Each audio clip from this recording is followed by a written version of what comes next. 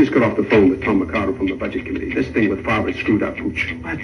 They can't lump us in with that fucking Martian. We're all in the same boat, fellas. But our shenanigans are cheeky and fun. Yeah, I mean, his shenanigans are cruel and tragic. Which makes them not shenanigans at all, really. Evil shenanigans. I swear to God, I'll pistol whip the next guy that says shenanigans.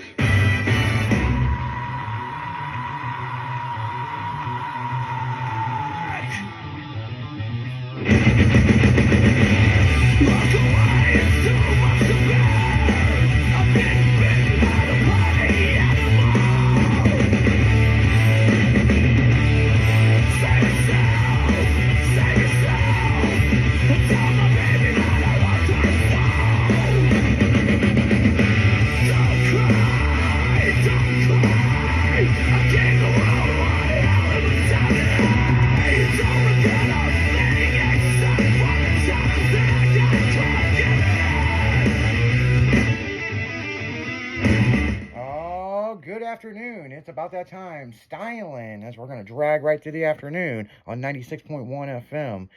Got Jimmy in the house. B-Dubs is out today. So, he must have had a long weekend. Couldn't hang again. Yeah, he had a birthday party or something over the weekend, so... That's 2 Mondays in a row, ain't it? Yeah, I guess, you know. We're going to have to start calling him Jade. Yeah, I know, right? Yeah. Birthday party must got out of hand, man. Too much milk and cookies. Too much milk and cookies.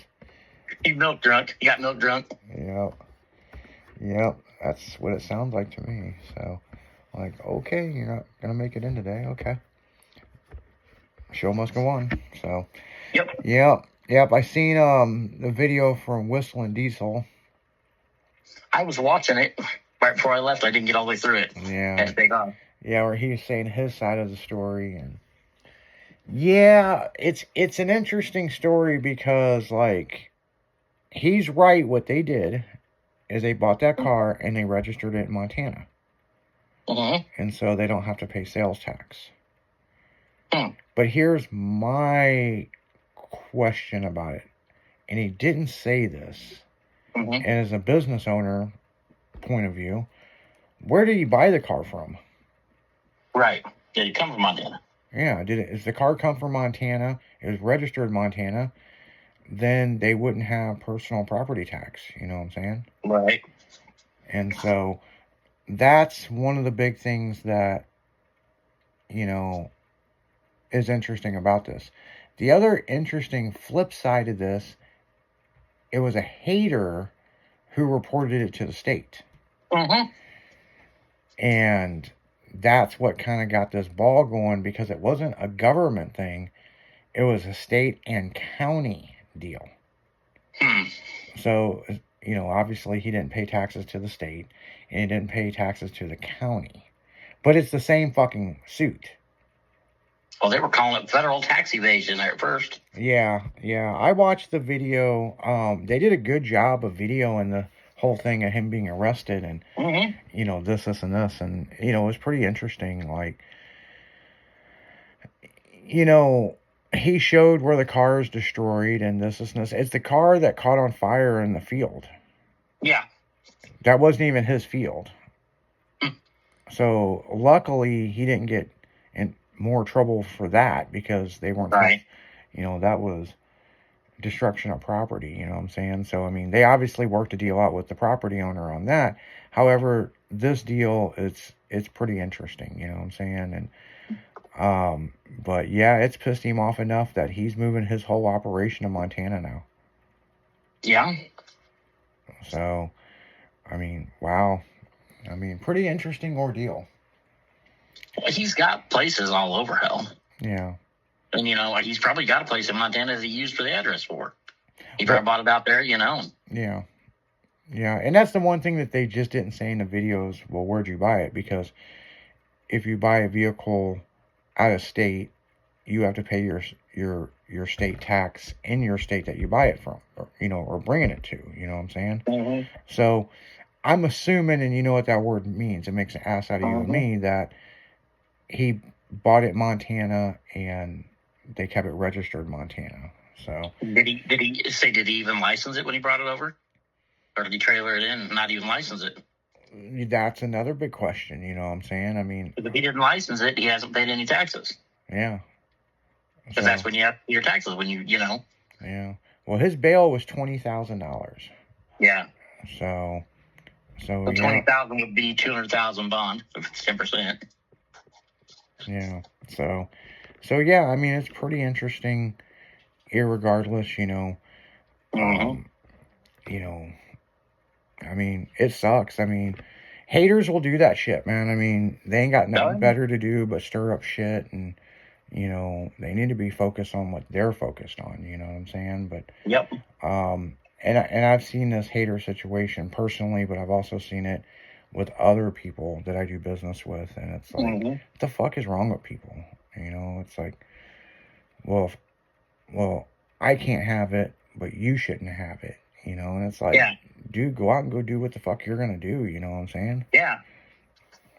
You know, I mean, it just is what it is, so Well, yeah, I mean, we wish Cody the best on that deal. Oh, yeah. And, I've always liked Cody. you know, I mean, I've met him a few times, you know, everybody says he's arrogant. He was pretty chill to me. I'll say when I met him, he was pretty chill. Yeah. So, I mean, I met him at a car show over in Indiana. yeah. And, yeah, I mean, I hate to see that happen to anybody, you know what I'm saying? But it is what it is. But the crazy thing is, he would have spent, what, January or February in jail unless his bail got posted. Yeah. Did they say 2.5 months or something? Plus bail got posted? Some fucking shit like that. Give me two something months to 5 months. Now, one thing I don't understand is Gas Monkey's going through bullshit over their Ferrari. Mm-hmm. Because Ferrari's trying to start shit with them. Well, and that's what Whistle and Diesel said, that is it somebody from Ferrari who's doing this because they've been known to do this. Yes. I don't know. That's why they still have the 6-wheel Ferrari. Mm-hmm. You know, they couldn't make it to the show anyway in time to get it for SEMA last year. Well, that deal was all fucked up. And then when they was going to work on it again, Ferraris was starting their shit, so they just put it in the fucking back building, you know. Mm-hmm. Now they got it out, going to finish it. They just got it back out again.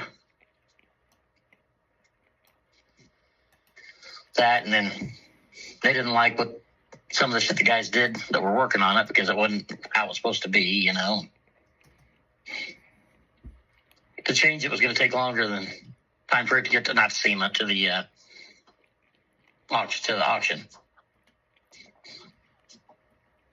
Yeah, it's fucking crazy. Like, you know, The 6-wheel Hummer went for $750,000. yeah. They were thinking this one was going to bring $1 million.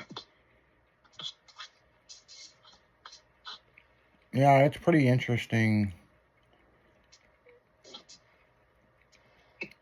You know, Oh yeah. I mean, that whole deal with the people that they were building it and all that other stuff, that he's an artist and, Yeah. you know, it's a When you're whole supposed to do something, weird. You kind of do what the customer wants, and technically Richard was the customer, you know. Yeah, and then they did stuff that's not what they, you know, said that they were wanting to do. You know what I'm saying? I mean, And he said, we got to put a ring on it. The guy was like, no. What the fuck? That was in the rendering. You agreed to it in the rendering, you know. yeah, and that's the interesting thing that I seen with that. You know what I'm saying? And it's Yeah. like, huh?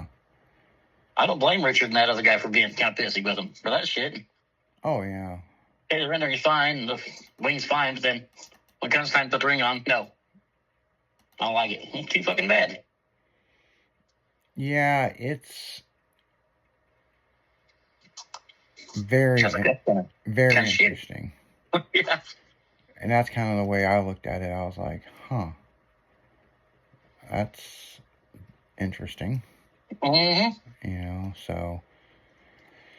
so yeah, I mean, you know, look, people, I look at it like this, you know, you can't make everybody happy, you know what I'm saying? Right. And, you know, that's just the way I see it. You know, you can't make everybody happy. So, you know, it's like everybody thinks they're right and you're fucking completely wrong. Oh, yeah. You know, it's like, I don't know, my best piece of advice, you know, go check yourself in a psycho ward. You know, Yeah. I mean, like, you know, don't examine someone else's life when you need to look at a mirror upon what you have going on in your life. And Exactly. and it's like I've stated on this show before, you know, mental illness is a serious thing and people's got mental issues and everybody's fucking crazy. But I tell you what, man, you know, I put on my jeans and I work every fucking day, you know, Yep. and, you know, I work sometimes 10 to 14 hours a day. And it's a lot of work, but I feel for Cody and the situation because he thought it was a prank. Yeah. And so he just He thought his guys were fucking with him, yeah. Yeah, so he just kind of went along with it and this and this and no, it was fucking real. You know, it was as real as you can get, you know what I'm saying? And it's He said, I'd give you guys the gate code for the next time you come back. I saw that. I thought that was funny as fuck. Oh. You know, and how he That's was something right there. I ain't got nothing to hide. I give you the gate code. Fuck it. Yeah.